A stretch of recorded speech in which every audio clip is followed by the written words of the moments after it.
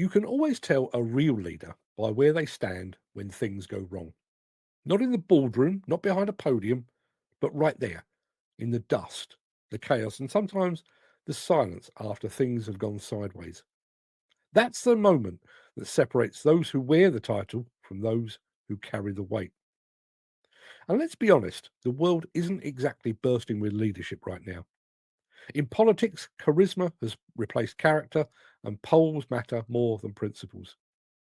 You don't see it in the headlines where it's all about optics, angles, and algorithms.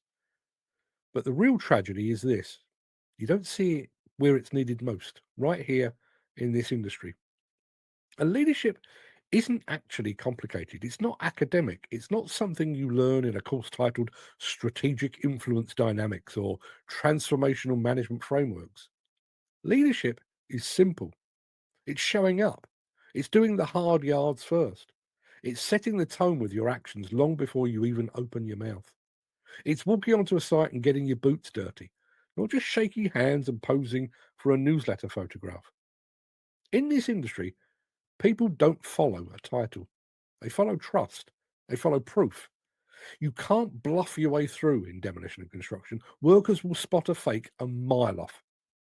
And that's what makes this industry such a crucible for true leadership. It exposes weakness and ego and entitlement quicker than any management seminar ever could. Now, the best leaders I've known didn't wear tailored suits or spout mission statements.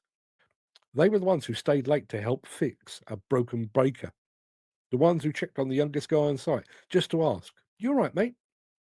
The ones who took the fall for the mistakes they didn't make, because that's what leadership is: taking the blame, sharing the credit, and never ever looking down on your team.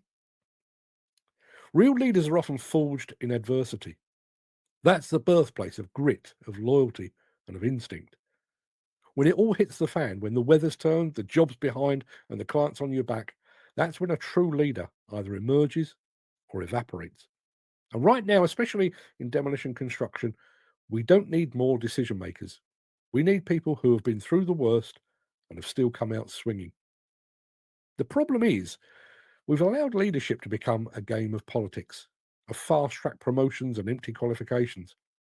We've put more value on who you know rather than what you've endured.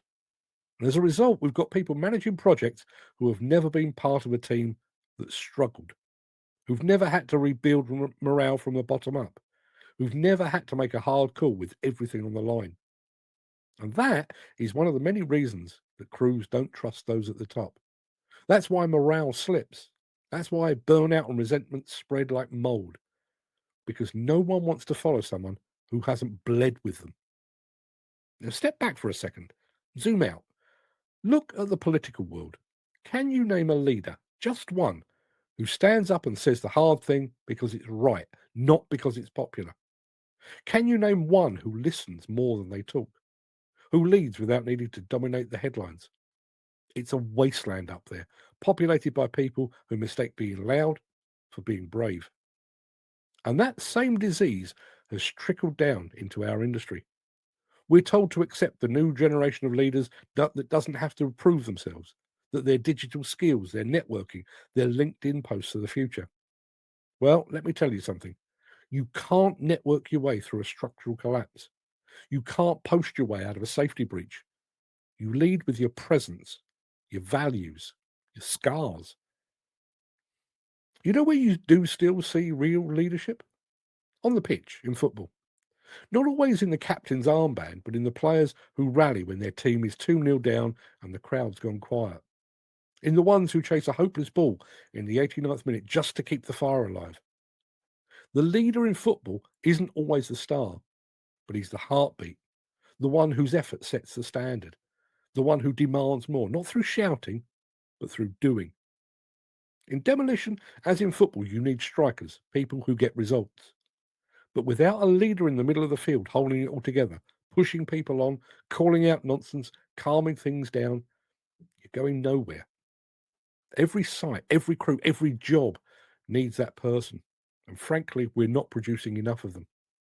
We're not cultivating them because we've confused leadership with authority. And there's a world of difference. Authority is given, but leadership is earned. It's sweat equity. It's quiet consistency. It's showing people how to behave without ever having to say a word. We need to stop waiting for the perfect leader to show up in a suit or a slogan. The best leaders are already among us, just overlooked. They're on the tools. They're in the welfare unit at 6 o'clock in the morning, getting ready for another punishing day. They're tired. They're fed up, but they're still there, still showing up, still looking after the ones around them. We need to find these people, listen to them, learn from them, and maybe, just maybe, put them in charge.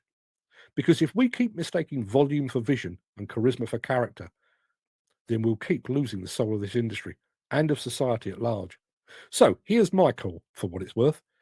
If you're someone who leads by example, who steps forward in adversity, who understands the power of effort over ego, stand tall.